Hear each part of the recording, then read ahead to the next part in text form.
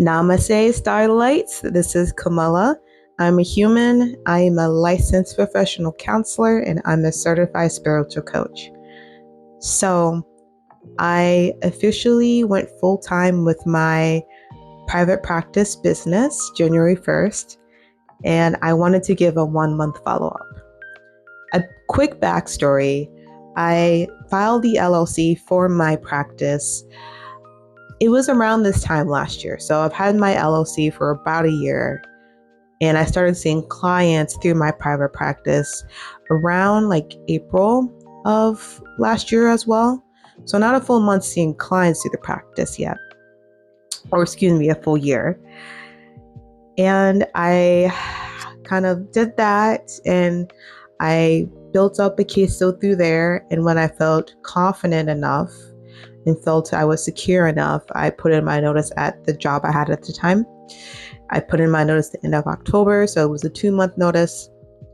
And once again, I went full time January 1st. So it's definitely been a journey. It's been a ride. When I started this journey of becoming a licensed mental health therapist, private practice was always sort of the end goal for me. It's different for other mental health professionals. Some don't want to do private practice. But for me, it was always kind of the goal. And for that, it was because I don't like having to work under someone.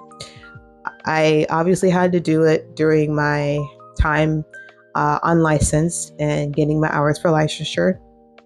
Unfortunately, I experienced a lot of negative experiences in the mental health field as a professional.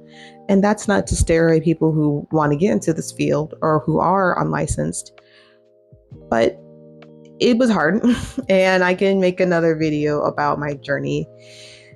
And I kind of just had to push through, and for my clients as well for myself, push through and got my hours, and I became licensed November of 2023. So it's been a little over a year now since I've been independently licensed. And I decided, I was like, yeah, I want to venture out on my own. So for that, there's a couple of reasons. So once again, as mentioned, I didn't want to really work under anyone else. When you work in an agency, there are rules, there are stipulations, and I felt I wasn't able to control things the way I wanted to control them, whether it's from the caseloads to the type of clients I got to see. If you work for like a private group practice, for example, it may look a little different. You may have more flexibility there, but I wanted to do things independently. And that was also because obviously, when you work for yourself, you get to take everything home. And there's pros and cons to that, right? So, I have to figure out my own taxes, and I have a CPA for that, working with an accountant, and not trying to figure out all that on my own. And, another con is that it can be isolating, right? I mean, when you work for an agency or at least a group practice, you have like coworkers, you have other therapists you can easily consult with. So when you have a solo private practice, you have to be very intentional about seeking out consultation and just keeping those connections you do have in the field. So that can be another con. Pros. So going back to financially, when I was unlicensed, I financially struggled a lot, more than I should have. And it's no secret in the field that therapists don't get paid well, even if you're licensed, but especially if you're unlicensed, you usually don't get the best pay unless you are able to, find a gemstone, that is there. There are those jobs that do exist, but for most unlicensed therapists, you struggle. I had to work multiple jobs to get through while I was unlicensed. It was stressful, and I didn't want that anymore. I wanted to be able to make a living and not burn myself out as a therapist. And, it's like, how do I do that? So you're going to hear a lot of people say private practice. And I mean, they're right. So in the month of January, I made triple the amount that I would have made if I stayed at my previous place of employment.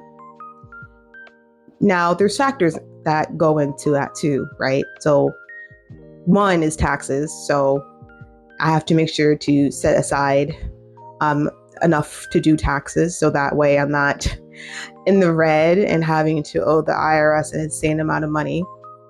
So, my gross and my net end up being different numbers. Even so, despite the fact I'm still making more money than I have before, and I'm so grateful for that. And another reason why I wanted to open my own practice is I just like being able to do things and have control over those things, right? When you work for agencies and possibly other group practices, you have to adhere to different rules and you may not be able to do the things you want to do. So that was also a thing for me. I felt like I had to stifle myself. I felt like I couldn't be who I authentically wanted to be as a therapist. But now that I have more practice, I have that freedom. So entering February, I'm very excited to see how my business goes. There's still that lingering fear of failure in the back of my mind, but I can confidently tell my 16-year-old self who wanted to be a therapist that we're here and that we made it.